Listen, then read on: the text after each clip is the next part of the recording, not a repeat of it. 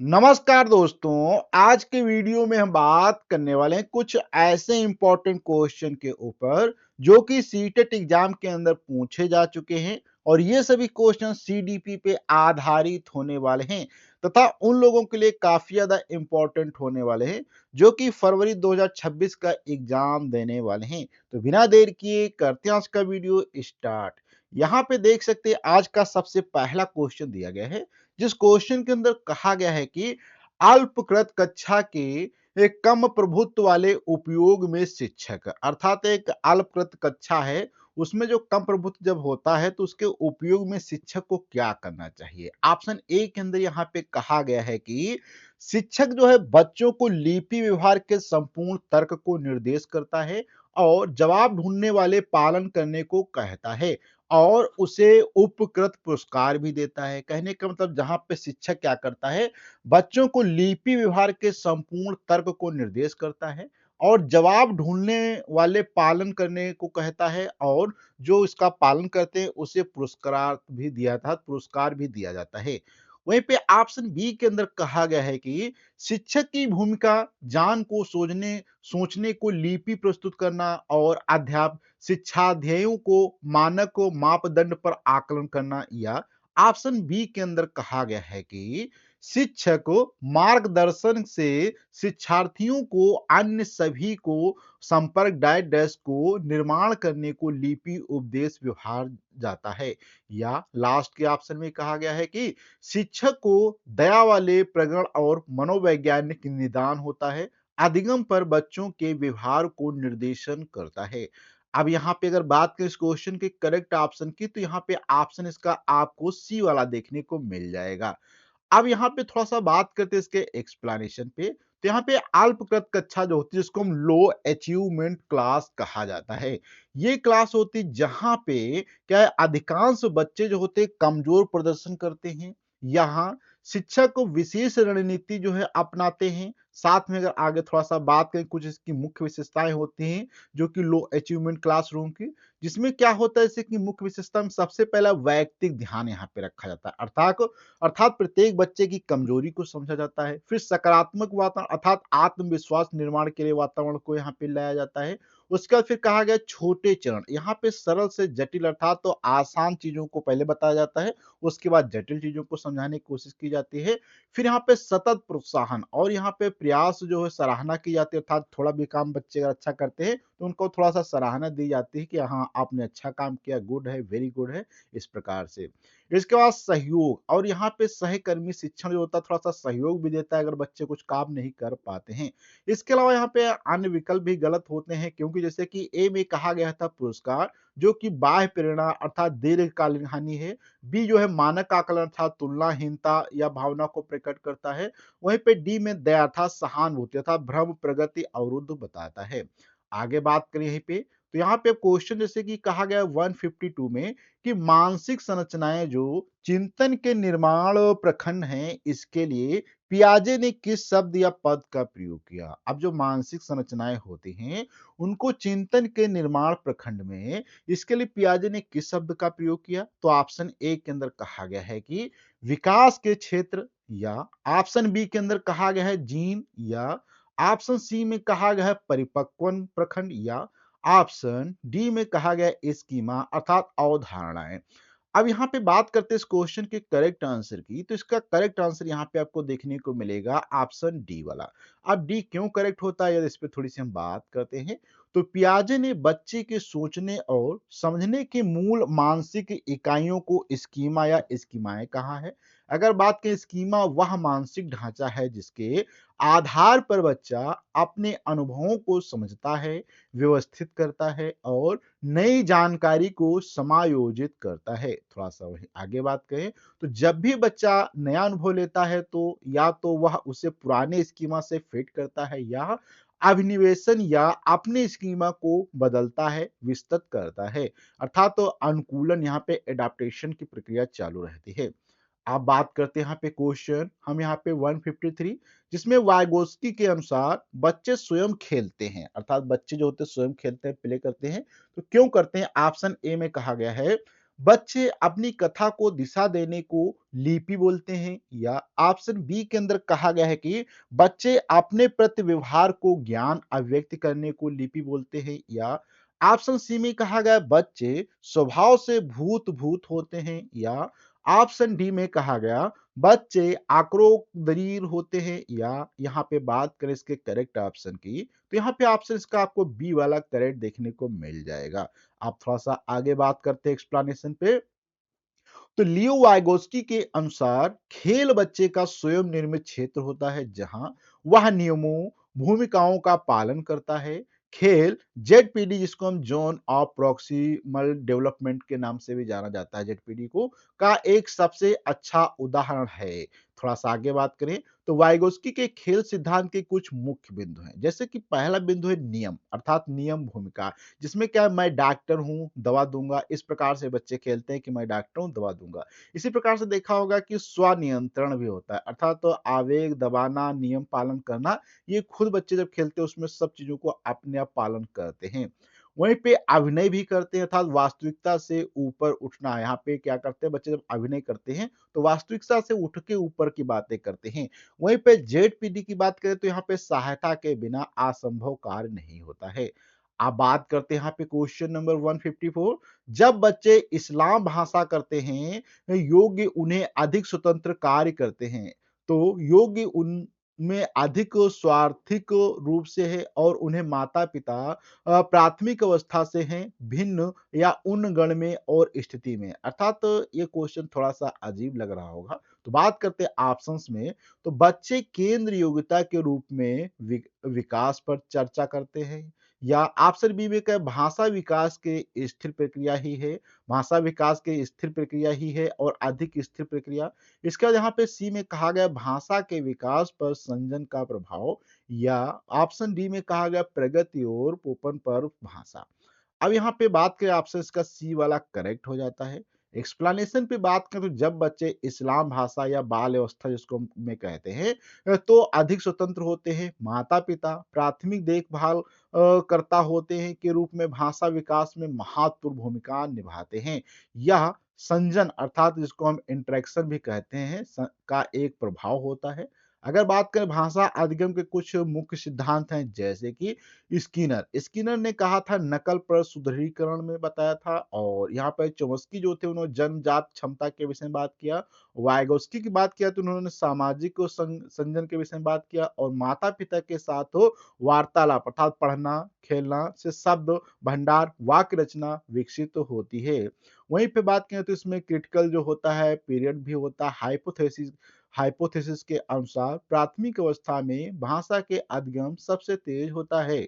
अब यहाँ पे और आगे बात करें तो शिक्षण जो होता है वो निहित अर्थात प्री स्कूल में माता-पिता सहभागिता आवश्यक होते हैं। तो इस प्रकार से कहने का मतलब जो माता-पिता होते हैं प्राथमिक स्तर पे बच्चों की भाषा हर एक चीज़ विषय में सहयोग प्रदान करते हैं। अब बात करते हैं यहाँ पे क्वेश्चन नंबर 155 में कि अमूर्त वैज्ञानिक चिंतन को लिपि क्षमता का विकास निम्नलिखित में से किस अवस्था में विशेष रूप से विकसित होता है, किसमें विकसित होता है? तो ऑप्शन ए में कहा गया है पूर्व कार्यात्मक अवस्था में, या ऑप्शन बी में कहा गया मूर्त क्रियात्मक अवस्था, या ऑप्शन सी में कहा गया औपचारिक क्रियात्मक अवस्था, या ऑप्शन डी में कहा गया स्वादेनात्मक अवस्था। अब यहाँ पे बात करते हैं इसके करेक्ट ऑप्शन की, तो इसका करेक्ट ऑप्शन यहाँ पे आपको सी वाला देखने को मिल जाएगा। अगर यहाँ पे थोड़ा-सा हम बात करते हैं एक्सप्लेनेशन पे, तो पियाजे के अनुसार औपचारिक क्रियात्मक अवस्था अर्थात 11 प्लस वर्ष में बच्चे अमूर्त चिंतन जो है विकसित करते हैं। वे काल्पनिक स्थिति पर परिकल्पना, तर्क कर सकते हैं, और अगर बात करें तो विशेषताएँ होती है। अगर इसकी कुछ विशेषताएँ जैसे कि निरूपण अर्थात निरूपण सोच अर्थात यदि तो तर्क इस प्रकार से। वहीं पे संयोजन अर्थात सभी संभावनाएँ क्या करते हैं जाँची जाती हैं। वैज्ञानिक विधि अर्थात परिकल्पनाएँ और प्रयोग और निष्कर्ष इसमें किए जाते हैं।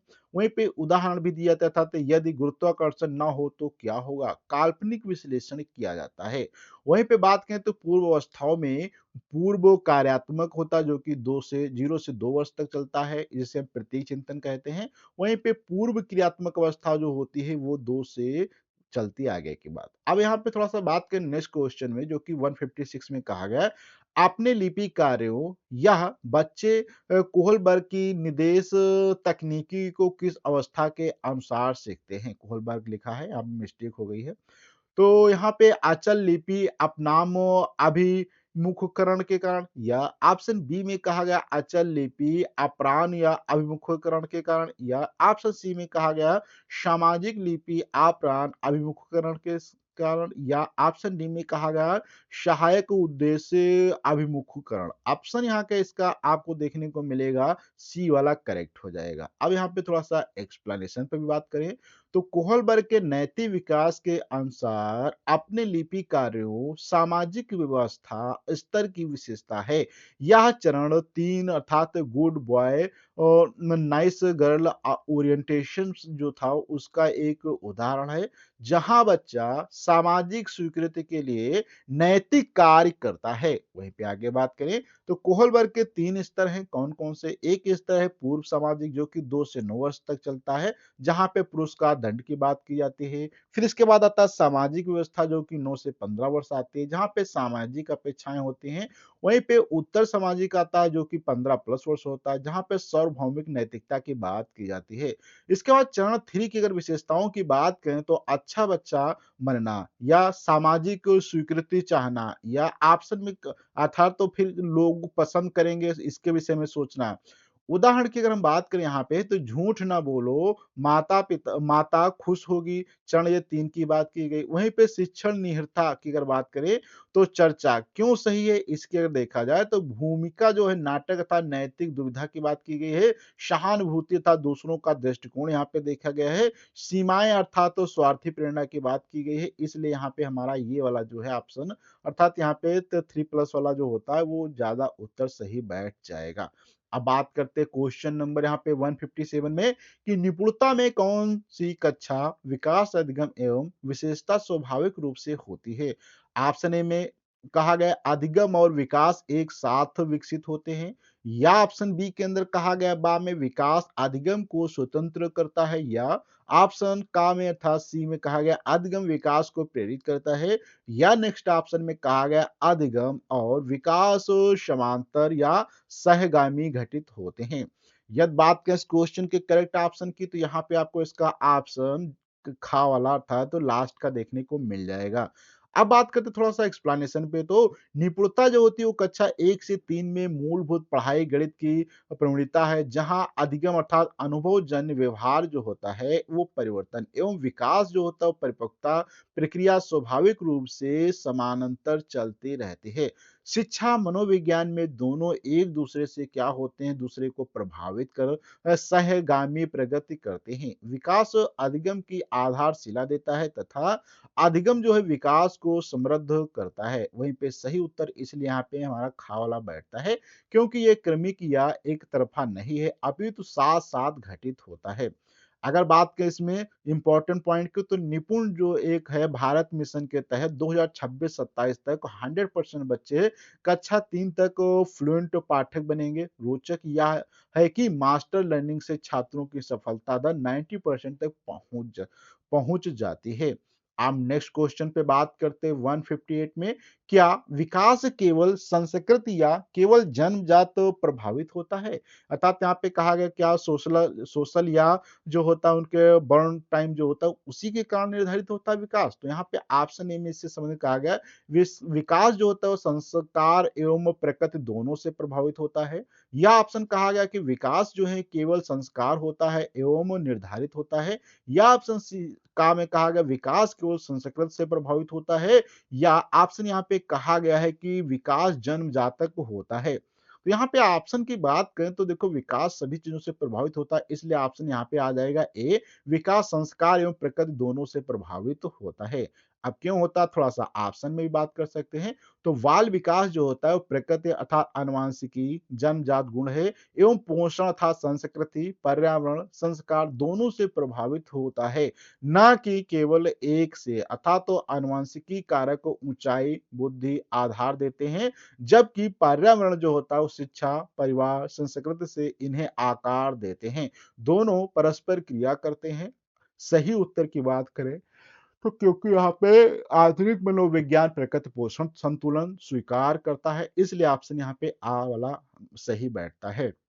और यहाँ पे इम्पोर्टेंट पॉइंट की बात करें तो जुड़वा अध्ययनों से सिद्ध हुआ है कि एक जैसे जीन वाले जुड़वा अलग वातावरण में भी समान आईक्यू रखते हैं, पर संस्कृति व्यवहार भिन्न बनाते हैं। आगे बात करते हैं क्वेश्चन में।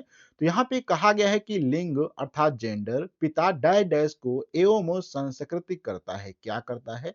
ऑप्शन ए में कहा गया है कि संस्कृति अभिवृत्ति के कारण अप्रत्यक्ष पर प्रत्यक्ष लड़की को एवं लड़कियों से निर्णय। और इसके बाद यहाँ पे बी बा में कहा गया है आनुवंशिकी व्यवहार जो लड़की एवं लड़कियों में मजबूत होते हैं। या ऑप्शन का में कहा गया है कि स्थिति एवं पुष्टिवाद विभाषाओं में साक्षिक रूप से। या लास्ट के ऑप्शन में कहा गया है कि अप्रत्यक्ष बोध के कारण लड़कियों एवं लड़कियों को प्रभावित किया जाता है। अनुभव प्राप्ति संस्कृति लड़कियों एवं लड़कियों को यहाँ पे। अब अगर ऑप्शन की बात करें तो ऑप्शन इसका ए पहला वाला करेक्ट बैठेगा।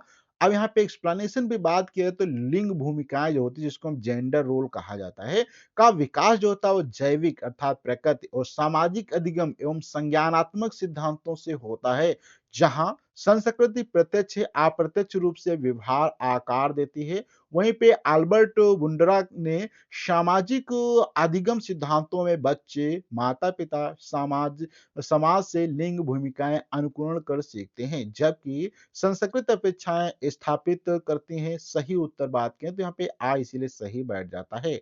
और यहाँ पे अगर बात करें एक इंपॉर्टेंट पॉइंट पे तो यहाँ पे आप देख सकते हैं कि कोहलबर्ग के सिद्धांत में बच्चे जो होते हैं वो 7 वर्ष तक सोचते हैं कि कपड़े बदलने के लिंग बदल बदल जाता है, लड़की साड़ी उतार कर लड़का बन सकती है। इस प्रकार से आप बात करते हैं आगे क्वेश्चन में, जिसके अंदर कहा गया है कि प्रश्न था वयस्क एवं बच्चों में भिन्नता योग्यता स्वभाव रुचियां एवं अभिरुचि आदि में भूत अंतर होते हैं, इस संदर्भ में विविधता की व्याख्या क्या है?